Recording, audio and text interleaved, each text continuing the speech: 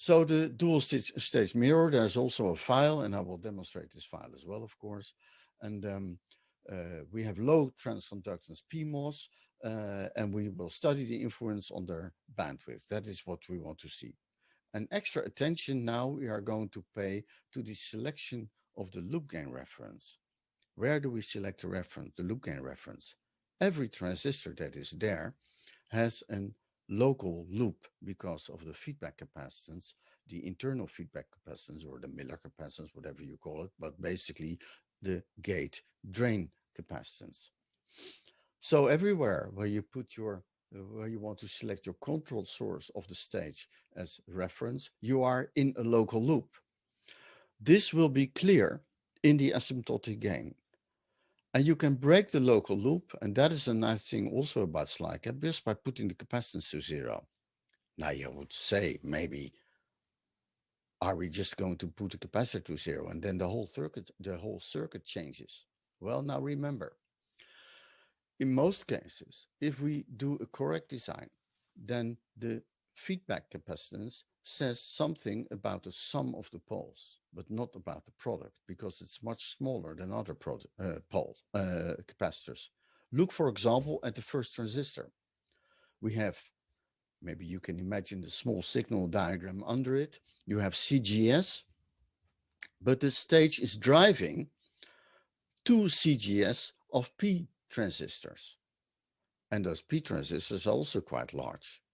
So there's a capacitive load on this circuit that is much more, a much larger capacitance than probably the feedback capacitance of this stage. And you can verify this later on in the parameters given by slide cap. And here, of course, the stage is almost shorted because we have basically 1 over GM of the stage, but GM is much smaller than of the first stage, so we still may have some voltage gain.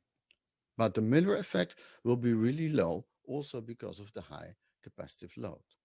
So what we could do is just remove the capacitor from the first transistor, take our loop gain reference there, and then replace it, but then only studying the gain and studying the change in the gain by placing it or leaving it out. If there's no significant change, then the feedback capacitance doesn't play a role. Then there's almost no Miller effect in the stage, and that's what I want to demonstrate as well for this design. So let's go to the Python files. I didn't make them in MATLAB. I hope I have some time to do it. So here we call it dual stage mirror. And this is the thing. The schematic is just what we have demonstrated. I will run it to have the HTML results. And we will study the HTML pages for the output and not the, okay, so. Here, this is important. Here I define the drain gate capacitance of the first transistor to be 0.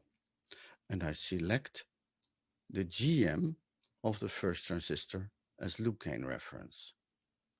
Maybe it is nice before going to the HTML file, because you can see the plots here. I hope they're large enough to already show you. But you see now the asymptotic gain is still minus 6 dB. Which means if the loop gain goes to infinity, the controller behaves like a nuller. So if I replace GM of this FET, the voltage controlled current source, with a nuller, then the whole controller becomes a nuller. This is not the case if I don't take out this capacitance, if I just leave it for what it is. Look. If we now run it,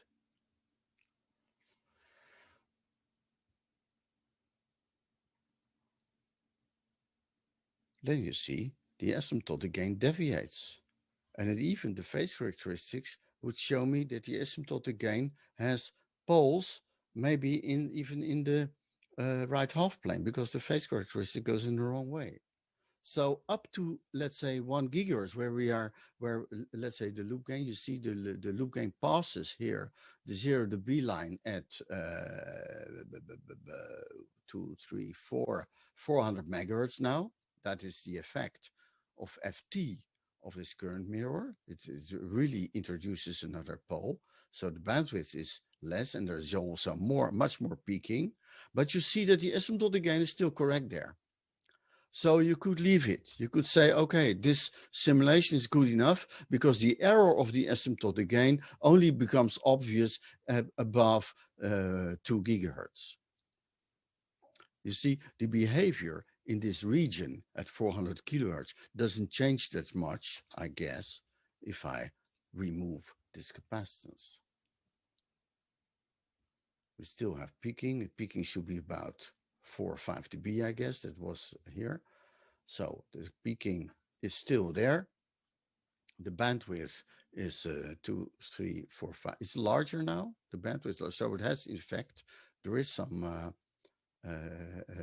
effect of the capacitance. There is some Miller effect. But you see now, actually, the loop gain has a meaning, because now the asymptotic gain is the ideal gain.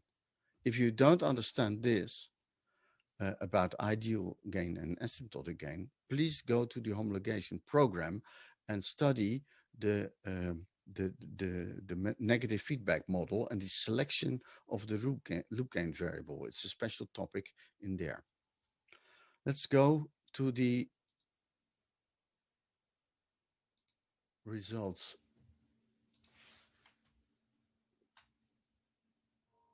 of the pole zero analysis. Now you see Q is 3.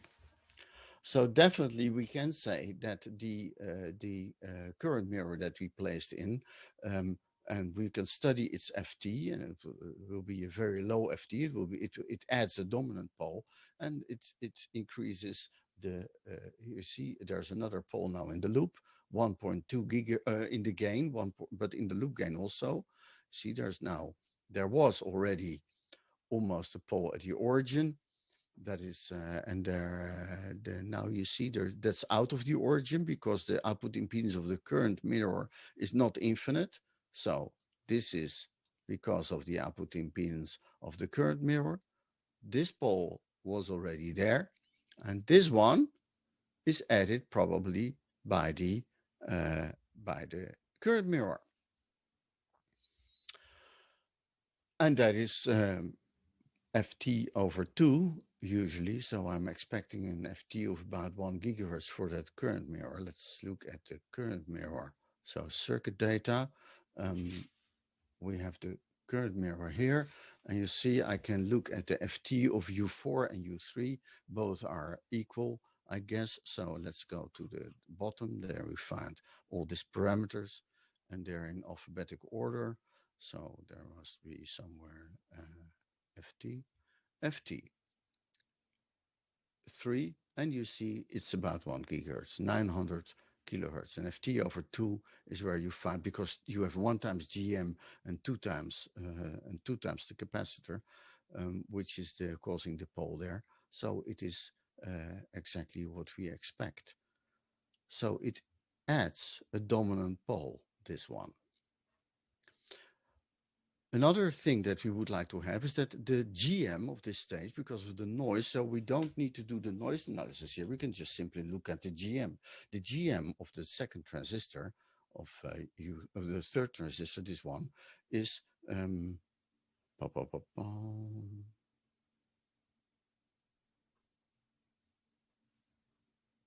think it's this one, isn't it? This is the first one, 20 milliampere volt. Yeah, and the other one is it's not that good. You see, it's still a high GM. So for the noise, probably this will also have still a large influence. We have to make GM even lower of this stage, and then probably FT goes even more to a lower frequency, more down. So without doing all excessive simulations, you can really see already the direction in which we have to go for further optimization. Now, you don't have to go to all these parameters, of course, but the most important are there. So here you see the plots. we have a bandwidth that is reduced from 1 gigahertz to about 2, 3, 4, 5, 6, 600. Uh, no. I need to be the 0 dB access, sorry. 2, 3, 400 and a little bit megahertz, about 400 megahertz will be the bandwidth. And definitely we will need frequency compensation because there's a lot of peaking. But frequency compensation is the topic that we will discuss next. So not today, but we will do it in the next lecture. So concluding here is that we are not yet having probably a P current mirror of which the noise is low enough. And we are already seeing a significant influence on the FT, on the dynamic performance.